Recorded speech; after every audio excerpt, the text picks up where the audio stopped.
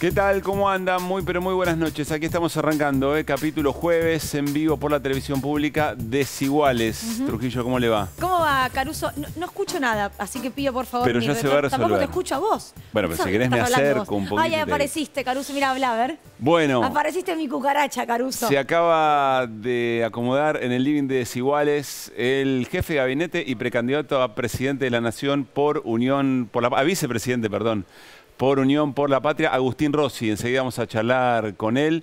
Bueno, sobre cuestiones que tienen que ver, por supuesto, en el marco de la campaña, de lo que implica una campaña en términos de prometer futuro para la sociedad argentina y, por supuesto, cosas de gestión de estas últimas horas. Sí, y vos lo decías del día domingo, ¿no? Cualquier cosa que haga Sergio Massa es un acto de campaña y de gestión en simultáneo. Y la foto que vamos a ver ahora tiene que ver con eso. Porque hoy bajó a la puerta del Ministerio de Economía a recibir a Daniel Scioli. Quien iba a ser precandidato lo saben todos, ¿no? En una PASO, quien se bajó, lo bajaron, reunión con Cristina ayer, llamados telefónicos de por medio. Bueno, una interna que entendemos quizás con imágenes como esta, comienza a terminar de saturarse, a terminar de coserse, porque además ya no hay tiempo para esto. Los plazos se acortan, la cuenta regresiva ya empezó y Unión por la Patria decidió actuar de acá a agosto y por supuesto a octubre en conjunto. También de esto vamos a hablar, ¿no? Con Agustín Rossi. Bueno, si la gestión es la campaña, ¿cuál es la gestión de acá a agosto, de acá a octubre y en caso incluso de que haya un balotaje? Como venimos hablando también, la situación de disputa interna dentro de Juntos por el Cambio es bien distinta. Está en un momento de pura ebullición. Hace un rato nada más, Martín Lustó, precandidato a jefe de gobierno por la ciudad de Buenos Aires, dentro de la interna de Juntos por el Cambio, hizo su acto de presentación de lanzamiento de campaña. Es realmente muy interesante escucharlo a Lustó porque incluso tuvo un mensaje de Horacio Rodríguez Larreta saludando efectivamente su precandidatura. Perdón, y hubo varios de las listas de Larreta que estuvieron en el encuentro. Bueno, por ejemplo, Gerardo Morales. Sí, y otros no tan radicales, digo, el ministro de Cultura, por ejemplo, o la ministra de Desarrollo Social, digo, no son radicales, sino que son pro. Así es. Y Lustó tuvo que dar un ejercicio de imaginación política muy interesante, porque decía, bueno, pero esto es literal, todo el método que se viene utilizando para gestionar la Ciudad de Buenos Aires está bien, pero al mismo tiempo hay un montón de cosas que tenemos que cambiar y que no pueden suceder más. Bueno, una vuelta bastante complicada para entender el apoyo de Horacio Rodríguez Larreta, o por lo menos ese pacto de no tanta agresión ni desmedro de la propia gestión de Horacio Rodríguez Larreta en la Ciudad de Buenos Aires. Y en un momento determinado, por supuesto, su rival, Jorge Macri, a quien se le critica y de hecho se le ha judicializado efectivamente la posibilidad de involucrarse en la candidatura por la Ciudad de Buenos Aires, le cantaban esto, escuchen.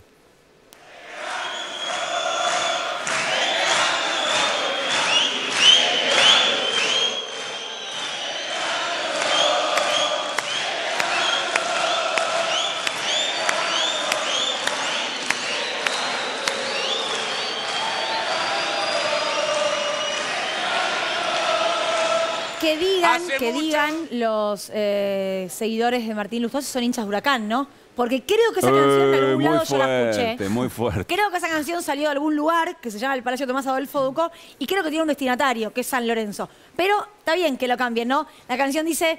¿De qué barrio sos? ¿De qué barrio sos? ¿De qué barrio sos? San Lorenzo. Bueno, no era necesario. Pero le cambiaron la letra igual. Increíble que hagas esto en este momento, porque nada que ver. El contexto, estoy contando la canción y un montón de canciones son renombradas y utilizadas de distintas maneras. Yo la estoy llevando al lugar original. En fin, estoy llevando al lugar donde nació, nada más que eso. Todo muy difícil. Otra cosa muy importante que ocurrió y que está ocurriendo en estas horas, en realidad ya de la jornada de ayer, el tercer Malón por la Paz de comunidades del norte de la República Argentina vinieron efectivamente hasta un encuentro con el presidente Alberto Fernández en un reclamo concreto, en realidad denunciando que todavía no terminó la represión a esas comunidades en la provincia de Jujuy y además para señalar los puntos más críticos de la reforma constitucional de Gerardo Morales. Se cumplieron hace muy poquito 77 años del primer Malón por la Paz de comunidades también del norte de nuestro país que le reclamaban a Juan Domingo Perón por la territorialidad, por la recuperación efectivamente de sus tierras ancestrales. Hoy vienen representantes de ese grupo de representantes de las comunidades indígenas aquí a Desiguales para charlar, pero además hoy se vieron imágenes tremendas en un allanamiento a la casa de Milagro Sala, presa desde hace casi 8 años, pero apuntada por Gerardo Morales como la responsable de cualquier cosa que pase en la provincia de Jujuy, incluido lo que ocurrió hace solamente un par de días cuando hubo una brutal represión en la que, por ejemplo, un joven de 17 años perdió un ojo producto de un disparo. Estas son imágenes de hoy.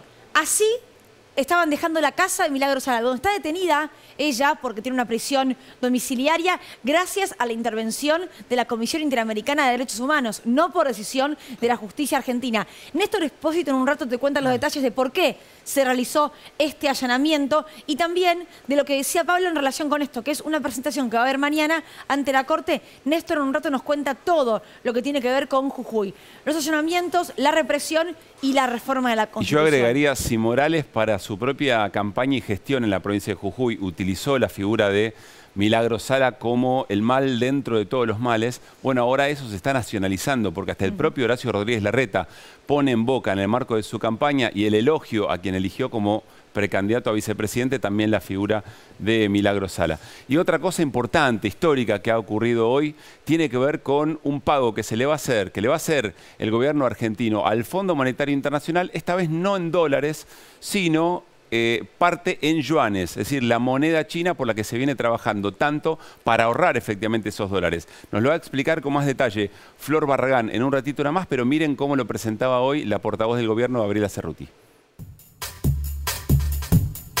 Confirmarles la información que está circulando, que el Ministerio de Economía anunció que mañana se va a realizar el pago que correspondía al Fondo Monetario Internacional por ese segundo trimestre, un pago de 2.700 millones de dólares, que se va a pagar en parte con derechos especiales de giro del Tesoro y en parte con yuanes de libre disponibilidad. Con esto se hace un pago que cumple con lo que había acordado con el Fondo Monetario y al mismo tiempo no van a utilizarse reservas ni ponerse en riesgo la acumulación de reservas del Banco Central.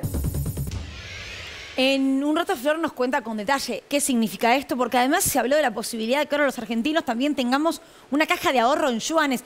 Flor, por las dudas, ya se los trajo. Ella siempre, como un paso adelante en la economía, no trajo chanchito hoy. Vieron que siempre tenemos como una especie de alcancía. Acá los tengo, mira. Ah, en la mano hoy, directamente. Nada de chanchito. Para depositarlos en la cuenta bancaria en yuanes. Claro, ya lo puede tener en la billetera, digamos. Claro, no hace falta más tenerlos en un chanchito en modo de ahorro. Todo esto en un rato, con Flor, también con Néstor, pero vamos con nuestro invitado. Dale, Caruso. nos vamos al encuentro del jefe de gabinete y precandidato a vicepresidente de la Nación, Agustín Rossi. ¿Qué tal, Agustín? ¿Cómo andan? ¿Cómo anda? Bienvenido. Muy bien. ¿Cansado? Bueno. ¿Ya arrancó el modo campaña o todavía no? Estoy cansado, sí. La verdad que sí. Pero esto recién empieza. Pero esto recién empieza, efectivamente, sí. Bueno, a ver, vamos por partes. Agustín, hace algunas horas se conoció la foto que seguramente vamos a volver a poner en pantalla en el wall. El ministro de Economía, Sergio Massa, baja a recibir en la explanada del ministerio a Daniel Scioli. Sí. ¿Es esta la foto que de alguna manera termina por mostrar que la situación interna ya está ordenada, más allá de la competencia con la precandidatura de Juan Grabois? Yo entiendo que sí, ¿no? La verdad que todos los cierres de listas generan tensiones y que a veces esas tensiones siguen en los días posteriores del cierre de listas y me parece que lo que después se empezaron a generar una cantidad de hechos que muestran una determinada dirección. La realidad es que nosotros hicimos un esfuerzo, el ex Frente de Todos, hoy Unión por la Patria, hicimos un esfuerzo enorme para lograr una lista de síntesis. Hay protagonistas concretos de ese esfuerzo, uno es Daniel Scioli, otro Guado de Pedro, Juan Mansur también. ¿Es novedad en el peronismo? No, no es novedad en el peronismo. Si ustedes recuerdan, en el 2019 Sergio Massa venía siendo precandidato a presidente por afuera de lo que después se constituyó el Frente de Todos y finalmente resignó su candidatura para venir al Frente de Todos. Yo también venía siendo precandidato cuando Cristina decidió, Alberto Cristina, también bajé la precandidatura. Entonces, me parece que es un hecho que 48 horas antes o 24 horas antes parecía imposible que se termine concretando, se concretó. Los resultados que estamos viendo son claramente halagüeños. ¿Cómo cuáles, por ejemplo? Porque de la sensación que yo tengo que hacia el interior de nuestro espacio político cambió el chip. Ajá. Cambió el chip. Nadie duda hoy que el Frente de Todos, el Unión por la Patria, es competitivo electoralmente. Las primeras encuestas muestran una enorme performance de Sergio Massa, un aumento, inclusive con las performances de los distintos candidatos sumados previo a la concreción de la lista de unidad. Entonces, estamos todos entusiasmados, ¿no? Ciertamente me parece que esto es así. Y cada uno va recibiendo medidas y apoyos absolutamente de todos.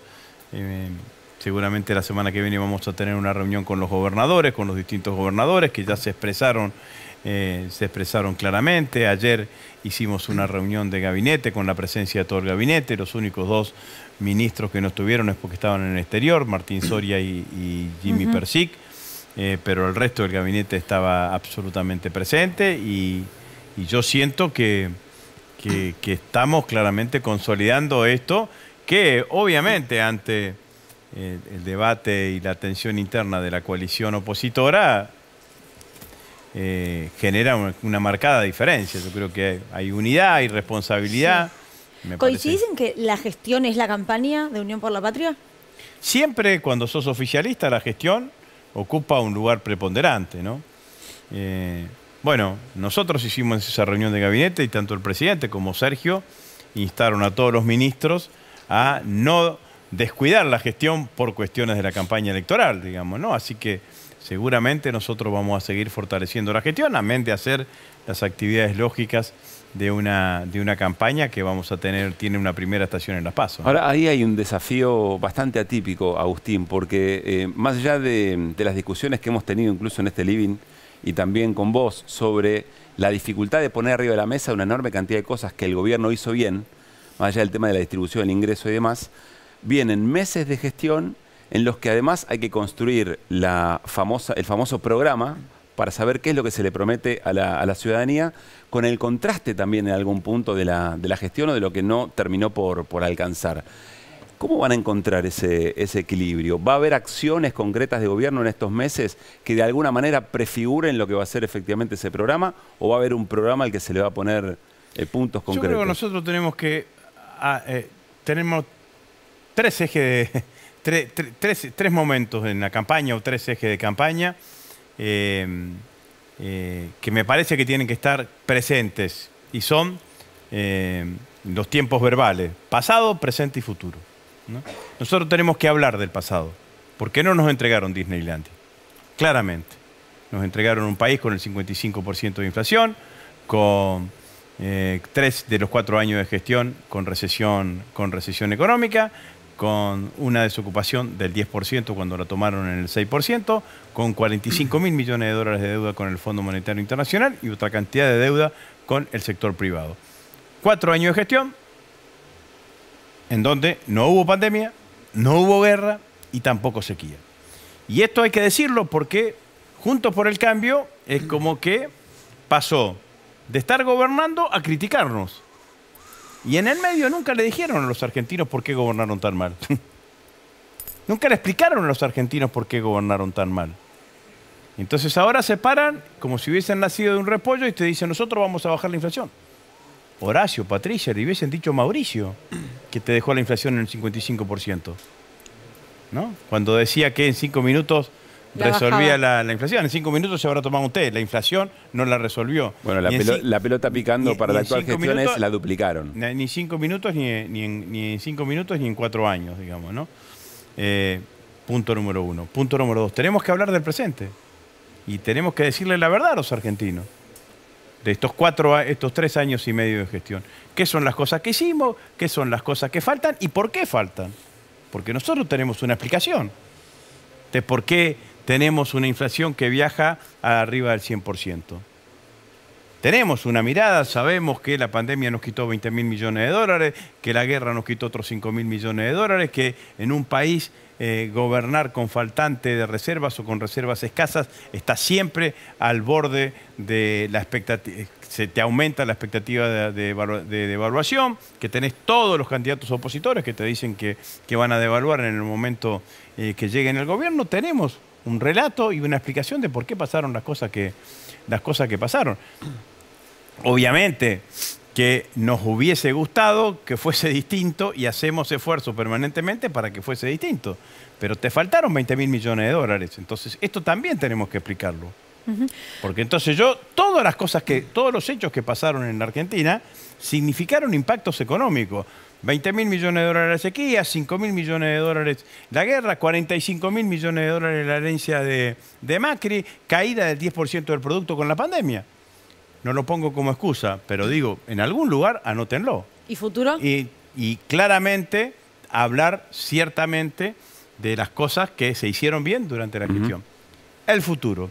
El futuro no es el futuro negativo que plantean los opositores.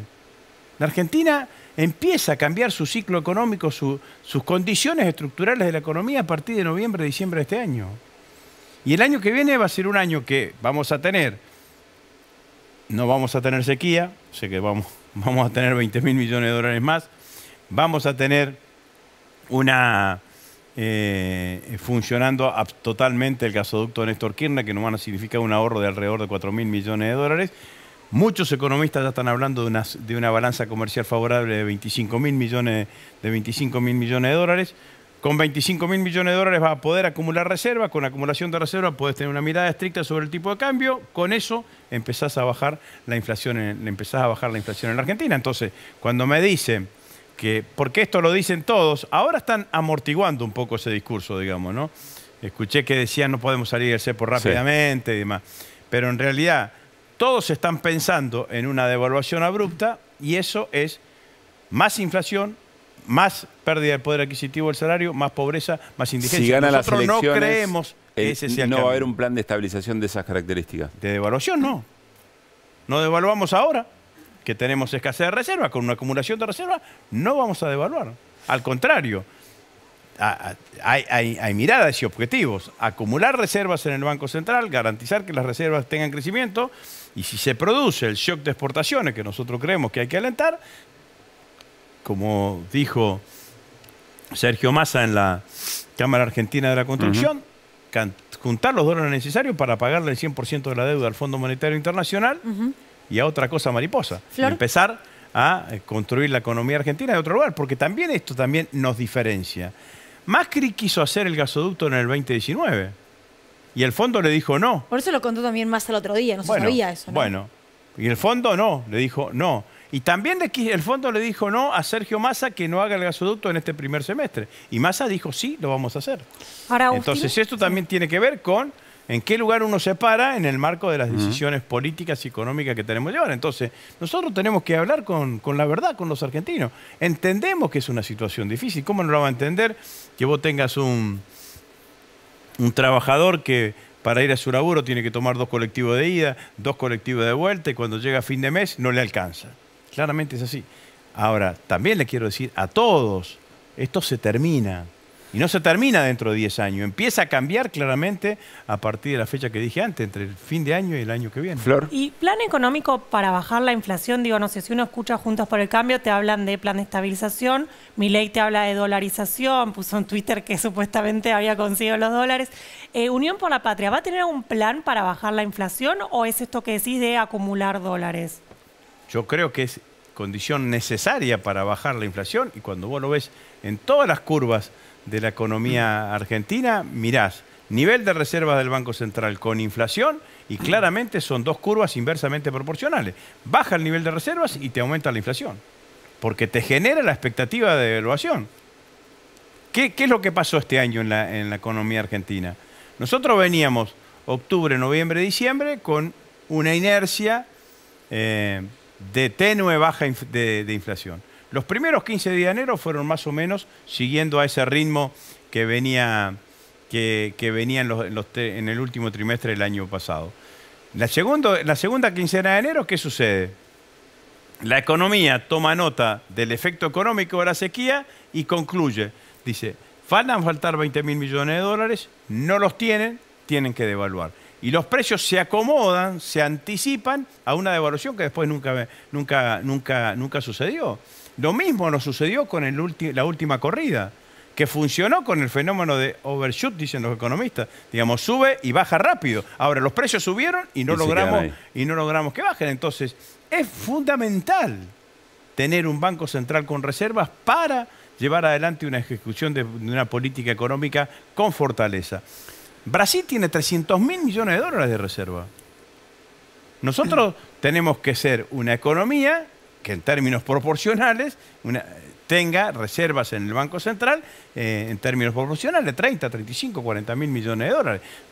Una gran parte de las medidas que tomó Sergio, muchas creativas, muchas novedosas, tienen que ver con la recomposición de reservas. Dólar soja 1, dólar soja 2, dólar agro, la negociación con China, la negociación con Brasil, tienen que ver con la acumulación de reservas. Esta decisión de pagarle al Fondo Monetario Internacional los 2.700 millones de dólares con yuanes y con DEC, que es la moneda de cambio que utiliza el Fondo Monetario Internacional, también es una decisión para preservar las reservas. Cuando sacó una resolución en el Banco Central pidiéndole a las provincias que tenían vencimiento de deuda en dólares, que el 40% el Banco Central le iba a dar los dólares para que paguen, el otro 60% que utilicen dólares propios o que refinancien, tiene que ver con contener las reservas. De esto no se trata. El problema de la economía argentina hoy, este año, ha sido el faltante de dólares,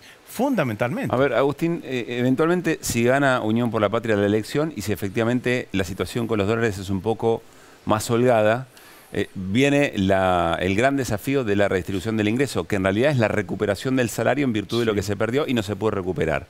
Ahí va a haber una agenda para sentarse con el poder económico, digamos. ¿Cómo imaginás el carácter de esas reuniones? Porque inmediatamente cualquier aumento de salario por encima de lo que marca la inflación para tratar de tirar los precios. Pero este es la política argentina es así, digamos. Yo lo vengo diciendo hace muchísimo tiempo. La contradicción principal de la democracia argentina no es oficialismo versus oposición, sino política versus corporaciones. Es así. ¿Por qué es eso? Porque la política es la que piensa en el interés general y las corporaciones, por naturaleza, piensan en su propio interés sectorial. El desafío de la política es gestionar para alinear los intereses corporativos con los intereses generales de la sociedad. Cuando eso no se logra, hay una tensión.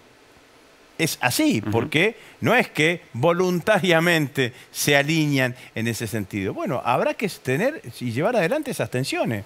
Ahora, claramente, durante estos 4 años de gestión, hubo una toma de ganancias excesiva por el sector empresario. Y nosotros no pudimos recuperar el 20% de poder adquisitivo del salario que se perdieron durante los 4 años de gestión. Y en una próxima gestión, en virtud de esta experiencia, ¿qué cambiarías en ese negociar? Tomar todas las decisiones que haya que tomar para que esa redistribución del ingreso se produzca.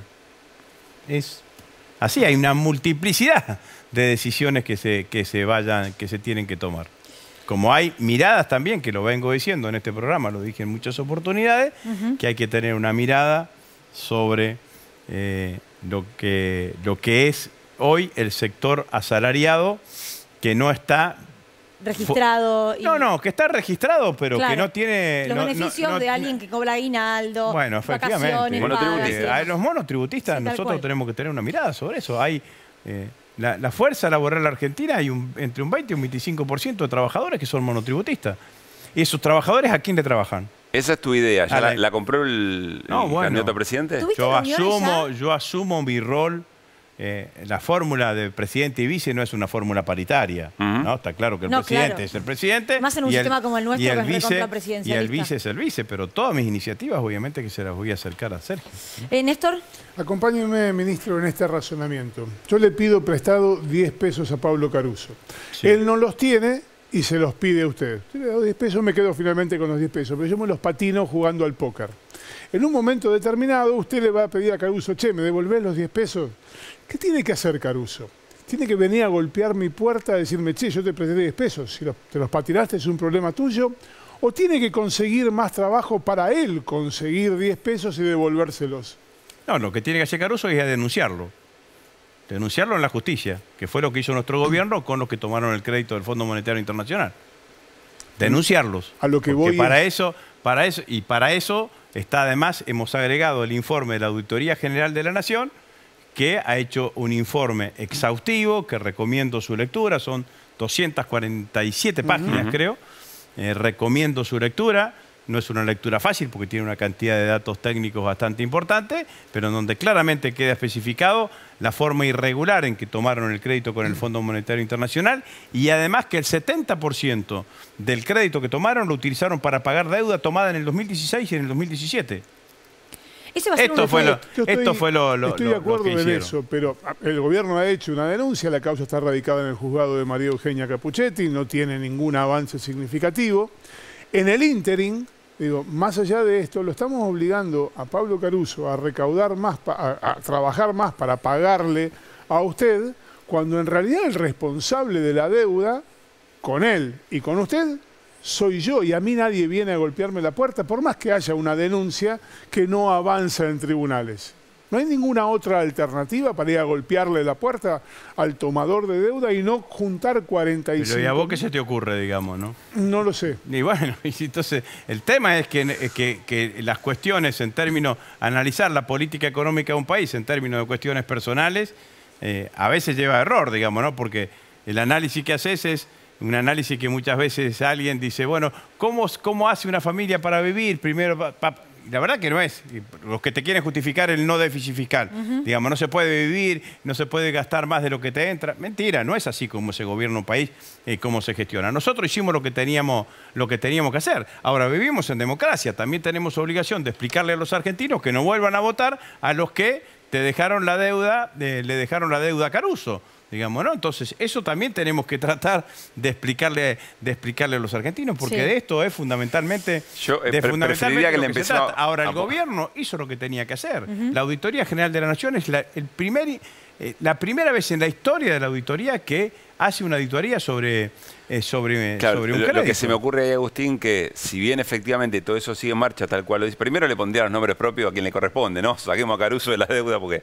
Pero sí hacer valer toda esa situación en la nueva negociación o en la permanente renegociación con el Fondo Monetario. Y seguramente que incluso ese ha sido un elemento de disputa dentro del propio seguramente gobierno. la vamos a hacer valer, digamos, ¿no? Pero me parece que eso es así. También es cierto que el mundo es el mundo, digamos, ¿no? Y China no está fuera del Fondo Monetario, ¿no? China está adentro del Fondo Monetario. Y opina dentro del Fondo Monetario. Y esta vez la ampliación de los yuanes no estaban atados al crédito del Fondo Monetario, a cómo terminábamos la resolución nuestra con el Fondo Monetario, pero también existe. Entonces, en ese marco nosotros nos movemos. En todo caso, habría que tener otra cantidad de normativas más estrictas para evitar que esto vuelva a suceder. Y bueno, claramente que también es un desafío grande que va a pasar con la justicia en Argentina, ¿no? La fórmula Massa-Rossi, que no sé, pienso gráficamente garpa un poco, ¿no? Porque tiene 5 letras cada una, un poco obsesiva yo de que las cosas sean equiparables. Tiene un contrincante, que es Grabois Abal Medina. Y ayer habló Juan Grabois, comparten todas las listas de debajo, pero no en la fórmula presidencial, y dijo lo siguiente, me gustaría escuchar tu opinión después.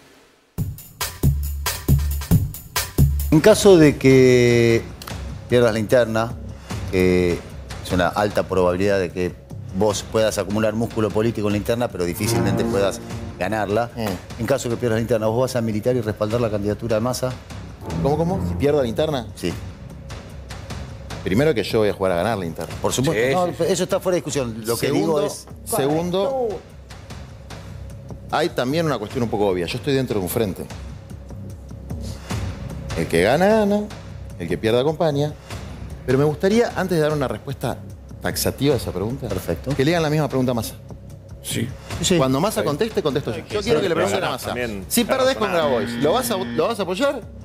Entonces, cuando él conteste, yo contesto. Me parece justo, aparte, teniendo en cuenta de que él tiene el caballo del comisario. Entonces, yo estoy en una desventaja absoluta en términos de recursos, de medio de comunicación, de contactos políticos. ¿Vos crees que va a acompañar? ¿Crees que esto es parte de una interna Me parece lógica? que esa pregunta es la más incómoda que le hacen a un candidato, digamos, ¿no? Porque un candidato que está en campaña le dice, ya te decretan que estás perdiendo, digamos, ¿no? Entonces me parece que es una pregunta incómoda. Yo lo valoro mucho, Juan. Me parece que es un dirigente que aporta a nuestro espacio político desde una mirada, desde antes más desde organizaciones sociales, ahora claramente asumiendo un rol de dirigente político. No tengo dudas que cuando termine el proceso electoral de las PASO vamos a terminar trabajando todos juntos.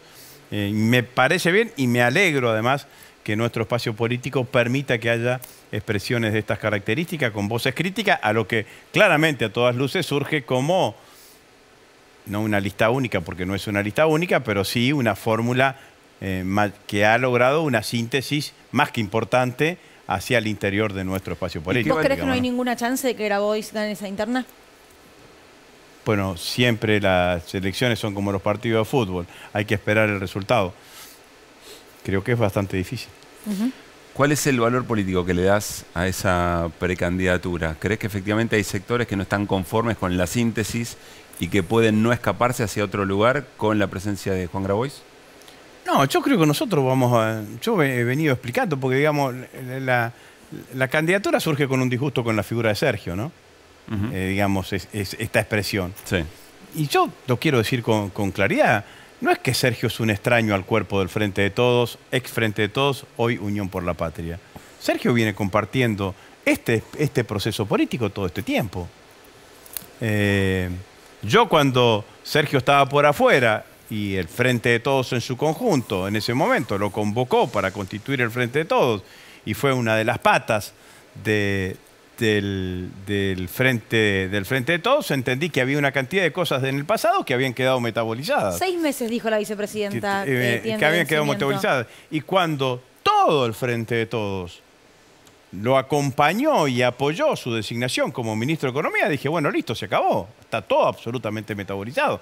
Entonces, no quiero mirar hacia el costado, digamos. No es que fuimos a buscar a un compañero o a un dirigente político que estaba en otro espacio político y lo pusimos de candidato a presidente. Vino trabajando con nosotros durante todo este tiempo. Vino trabajando en la presidencia de la Cámara de Diputados. Estuvo en el palco con la vicepresidenta, con Cristina, en la conmemoración de los 20 años de la asunción de Néstor Kirchner. Entonces, también digo, como dice Cristina, contextualicemos, digamos, ¿no? Entonces, a mí me parece que vuelvo a decir, reivindico estar en un espacio político donde aparezcan pensamientos críticos que te interpelan. Me parece que la figura de Juan es una figura que aporta a nuestro espacio político. Lo prefiero más integrado políticamente como está ahora que antes, que estaba más con alguna cuestión ONGista, digamos, ¿no? Organizaciones sociales y ese tipo de cuestiones. Ahora, creo que nadie puede decir, che, Sergio candidato a presidente. Si toda la vida dijo que quería ser candidato a presidente. Creo que yo lo conozco hace 20 años, 30 años que quiere ser candidato a presidente. Y siempre dejó traslucir que quería ser candidato a presidente. Entonces, Agustín, una pregunta que me surge. ¿Hay, en esto de vos decir la política, cuando uno toma la decisión de integrarse, el pasado quedó atrás, las críticas quedaron atrás? ¿Hay un momento de chicana o de risa interna en esa construcción? Pero no solamente con Massa, digo en general, ¿no? Porque todos van y vienen en un punto.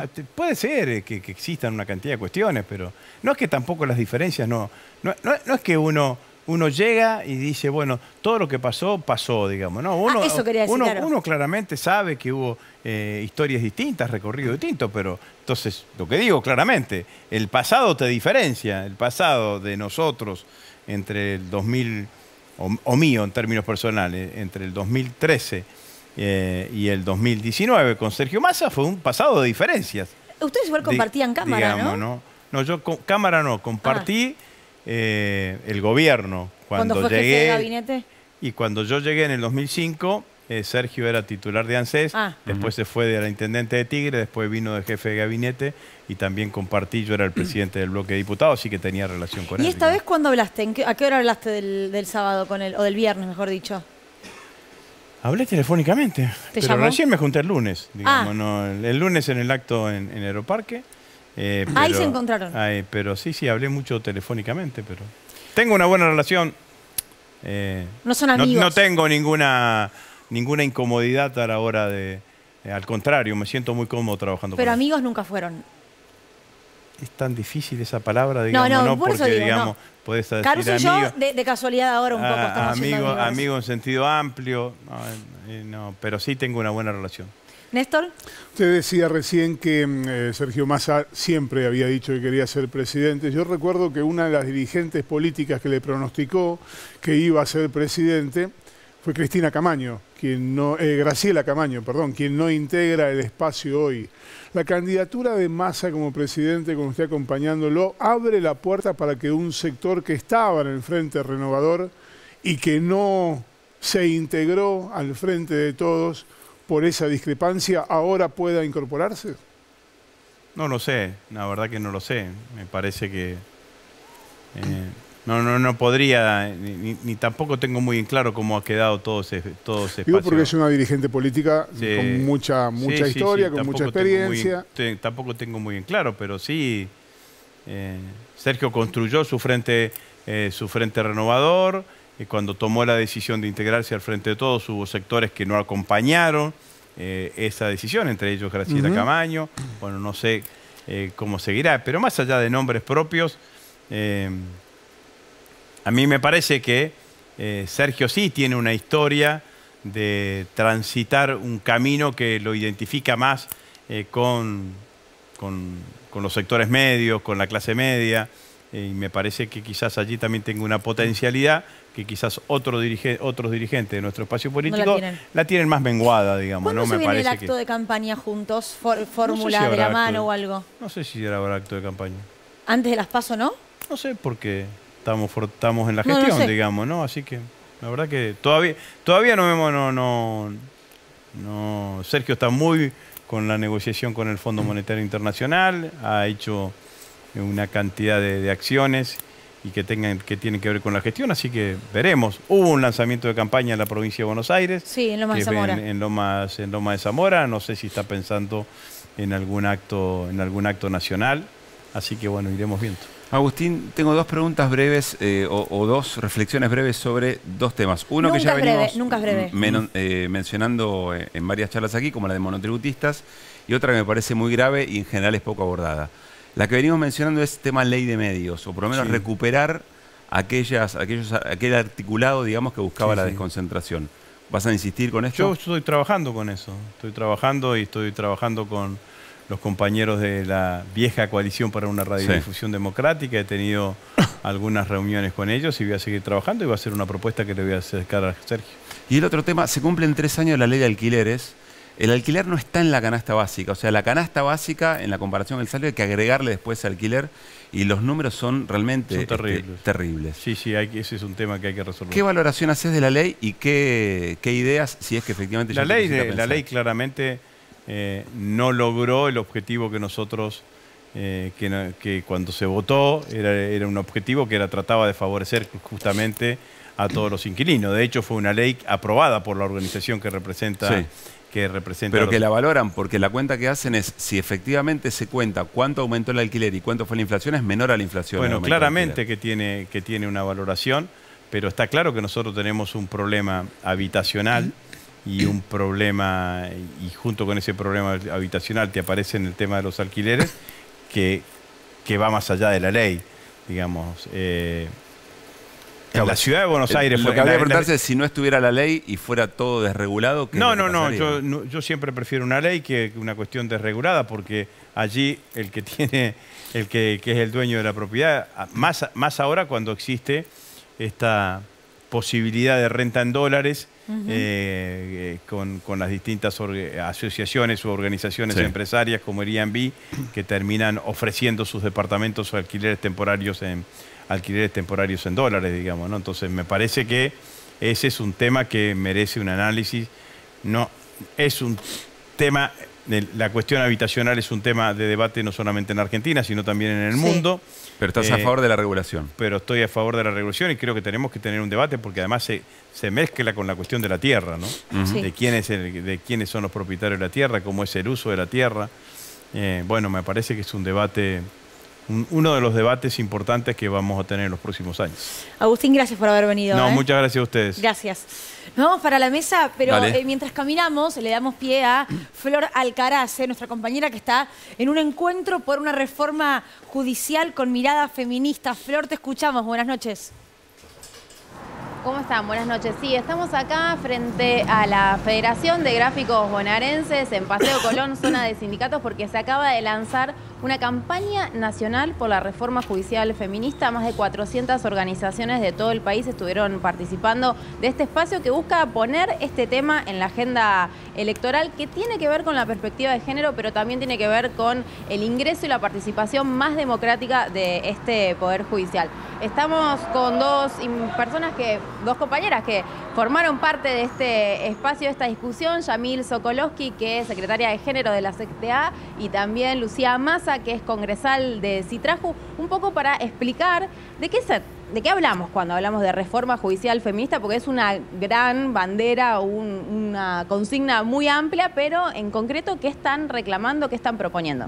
Sí, como decís, es una consigna muy amplia y bueno, y también es la forma que le hemos ido dando ya desde hace mucho tiempo a una demanda que reúne una cantidad de cuestiones que nos atraviesan en nuestra vida cotidiana. Las mujeres y diversidades, especialmente de los sectores populares, padecemos el sistema judicial en múltiples formas. El Poder Judicial, los ámbitos judiciales son ámbitos que invisibilizan, que no escuchan, que no atienden, que no cuidan, que no cumplen la función que tienen que cumplir en nuestra sociedad, que es la de garantizar los derechos de toda la población, pero en particular en la medida en que el Poder Judicial no tiene una perspectiva de género, entonces las mujeres y diversidades, y como decía especialmente de los sectores populares, somos las que todos los días en relación a cuestiones que tienen que ver con la violencia, con las relaciones familiares, con los derechos laborales, estamos padeciendo este Poder Judicial que, como decimos, es patriarcal, es racista, es clasista, y en todas esas intersecciones se convierte en un instrumento antidemocrático en nuestra sociedad.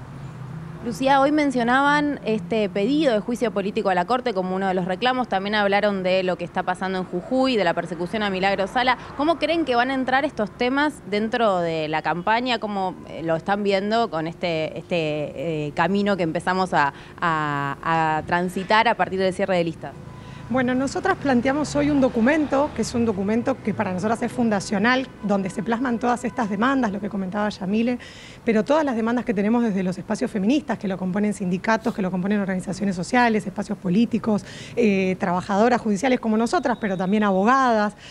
Nosotras plasmamos en un documento que creemos que tiene que servirnos para trabajar en esta campaña como una plataforma, como una serie de demandas para acercarle a quienes están hoy llevando adelante esta campaña política, porque creemos que los problemas estos que decía recién mi compañera atraviesan a toda la sociedad. Estamos hablando de una Corte Suprema que hoy enfrenta un juicio político, que es la Corte que impidió que se declare servicio público los servicios de comunicación audiovisual, con lo que impacta eso en el bolsillo de todos y de todas. Es una Corte que vimos los desmanejos que tiene en la obra social del Poder Judicial, que tenemos nosotros los trabajadores y trabajadoras.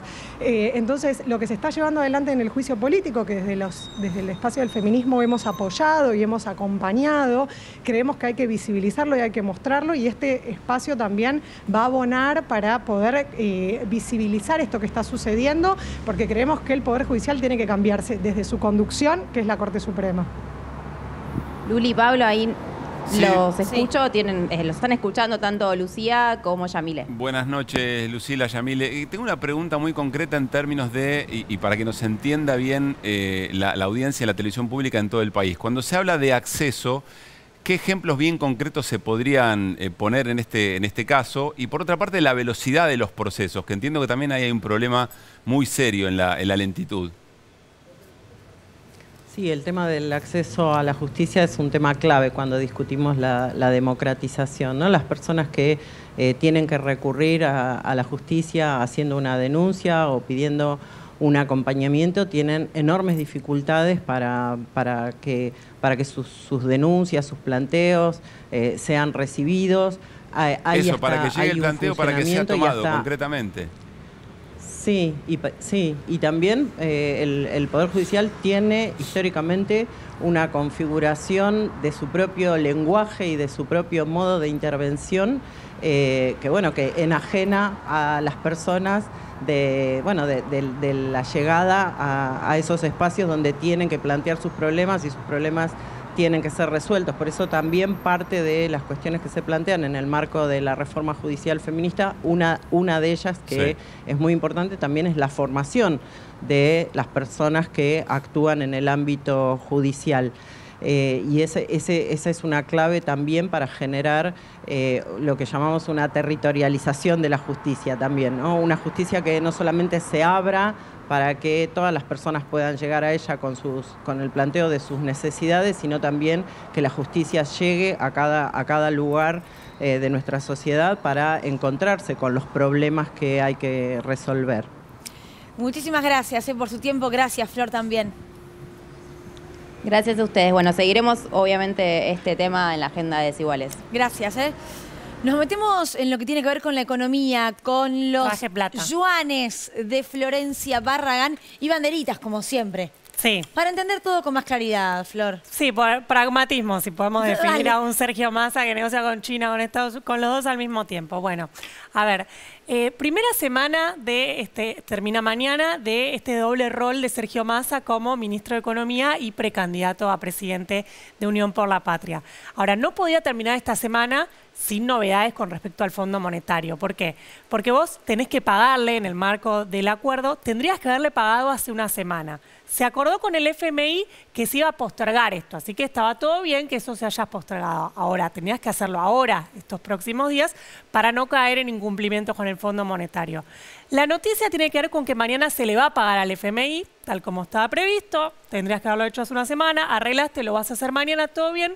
La novedad concreta es esto de que vas a pagar una parte con una especie de moneda que tiene el Fondo Monetario, que son estos derechos especiales de giro, y otra parte le vas a dar yuanes al Fondo Monetario. Ya te dice todo bien, dámelos. Vas a decir, toma, acá tenés, Georgieva. A ver. Arregla con China, que también es parte del FMI. ¿Cómo te gusta tener esos yuanes en la mano y que te digan Georgieva? Y aparte, dame yuanes y decime Georgieva. Luli, te digo más a poder, ¿sabes qué? Si te gustan los yuanes, vas a poder tener una cuenta bancaria en yuanes. Claro. Esa es una novedad. ¿Qué es eso? Claro, esa es otra novedad. Expliquemos eso y por qué sería atractivo eventualmente tener yuanes.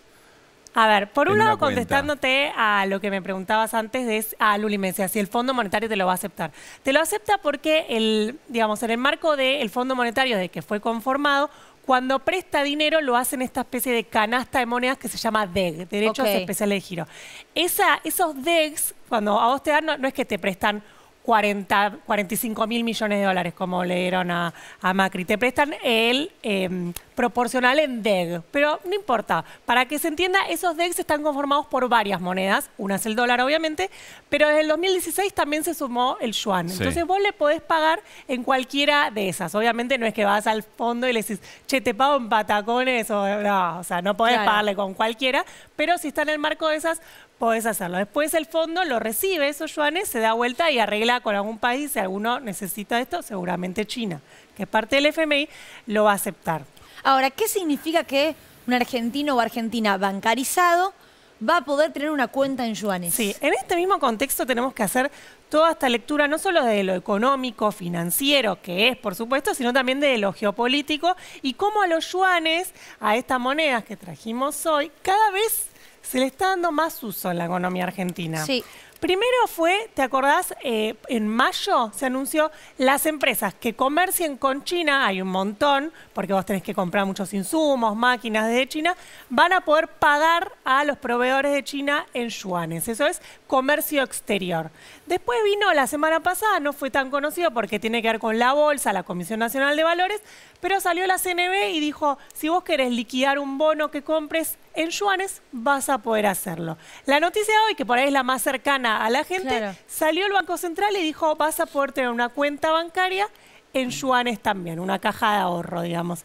¿Para qué te va a servir? Y yo, Flor Barragán, no creo que la tenga, digamos.